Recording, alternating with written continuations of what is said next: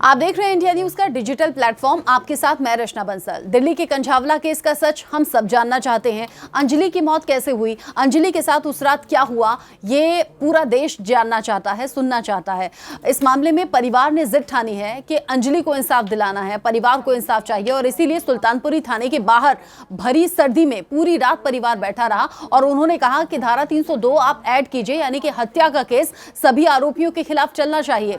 अभी ताजा अपडेट यह है कि एफएसएल की रिपोर्ट आ गई है। सभी आरोपी जो कि कार में बैठे हुए थे, सभी ने शराब पी हुई थी। ये उनके ब्लड सैंपल्स की रिपोर्ट कहती है। जैसा कि अनुमान पहले से था, जैसा कि शक पहले से था कि नशे में हो सकते हैं, लेकिन नशे में भी संतुलन इतना नहीं खोता है कि किसी लड़की को आप सड़कों पर घसीटते हुए चले जाएं और उसकी जान तक चली जाए। एक्सीडेंट होता है तो भी आपको मालूम होता है, छोटी मोटी टक्कर भी आपकी हो जाए तो भी कार सवारों को मालूम होता है कि ऐसा हो गया है। एफएसएल रिपोर्ट कह रही है कि शराब के नशे में थे। अब गृह मंत्रालय ने इसमें इंटरफेयर किया है और दिल्ली पुलिस को निर्देश दिया है कि धारा 302 ऐड होनी चाहिए सभी आरोपियों के खिलाफ। अंजलि के परिवार तक इंडिया न्यूज की टीम पहुंची। अंजलि की मां रेखा ने कहा कि जब प्रेशर परिवार का पड़ा है तब जाकर जांच में तेजी आई है। जहां जहां से वो गाड़ी उस दिन रात में रूट से गुजरी थी, जहां जहां जो पीसीआर वैन थी और वहां वहां जिन जिन पुलिस वालों की तैनाती थी, ऐसे 11 पुलिस वालों को सस्पेंड किया गया है। ये भी परिवार का प्रेशर है और ये मीडिया का भी प्रेशर है, क्योंकि देश की राजधानी का ये मामला है, कोई छोटे मोटे शहर या छोटे मोटे गांव का नहीं है। जब देश की राजधानी की बात आती है तो फिर आवाज पूरे देश में उठती है, सवाल पूरे देश से पूछे जाते हैं। अंजलि जो कि दिल्ली की सड़कों पर रात में 12 से 14 किलोमीटर तक घसीटी जाती है, अंजलि की जान इस घटना में चली गई। उन सभी आरोपियों के खिलाफ तो अब धारा 302 के तहत यानी कि हत्या के मुकदमे को आगे चलाया जाएगा। हत्या की धाराएं लगाई गई हैं, लेकिन परिवार ये पूछ रहा है निधि का क्या हुआ। अंजलि की मां पूछ रही है, अंजलि की नानी पूछ रही है कि निधि का क्या, निधि के खिलाफ आपने क्या जांच की।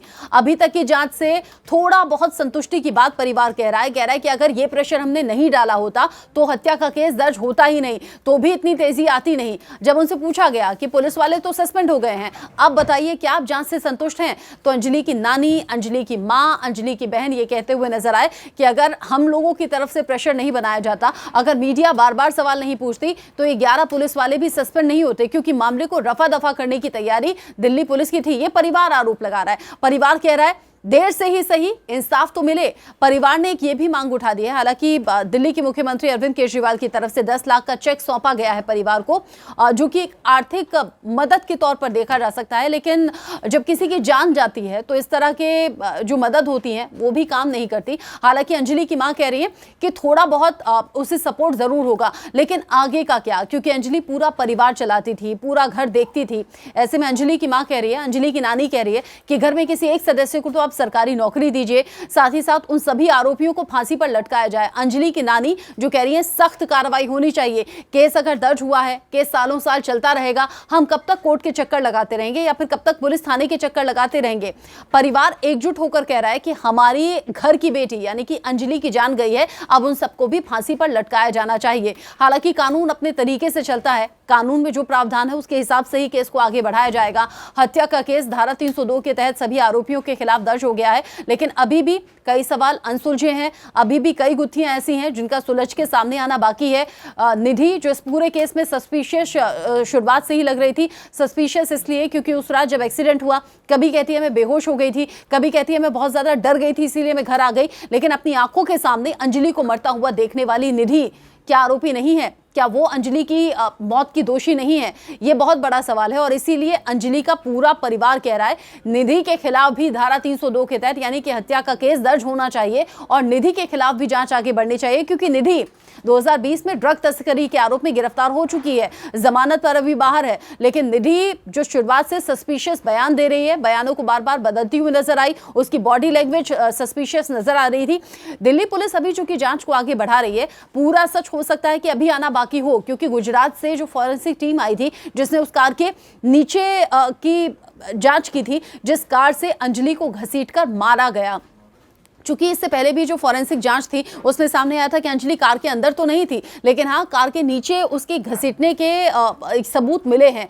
अब कार में क्या वाकई उलझ गई थी किसी चीज में अंजलि, कि क्या किसी चीज में उसके शरीर का कोई अंग या कपड़ा अटक गया था इसलिए अंजलि की जान चली गई, या फिर क्या अंजलि को बांधकर घसीटा गया? ये फॉरेंसिक टीम की तरफ से जब पूरी रिपोर्ट सौंपी जाएगी तो पूरा सच भी सामने आएगा। ITV नेटवर्क को भी इंतजार है सच पूरी तरीके से सामने आए। और हाँ, इस केस में जो निधि नाम की लड़की है जो शुरू से सस्पिशियस लग रही है, उसके खिलाफ भी जांच तेजी से आगे होनी चाहिए, सख्ती से पूछताछ होनी चाहिए, क्योंकि अगर कोई उस रात का पूरा सच बता सकता है उन आरोपियों के अलावा तो वो जाहिर तौर पर निधि ही है। निधि के खिलाफ भी जांच हो, निधि के खिलाफ भी एक्शन लिया जाए, ये परिवार भी मांग कर रहा है। आगे जो अपडेट होगा इससे जुड़ा हुआ पहुंचाएंगे आप तक।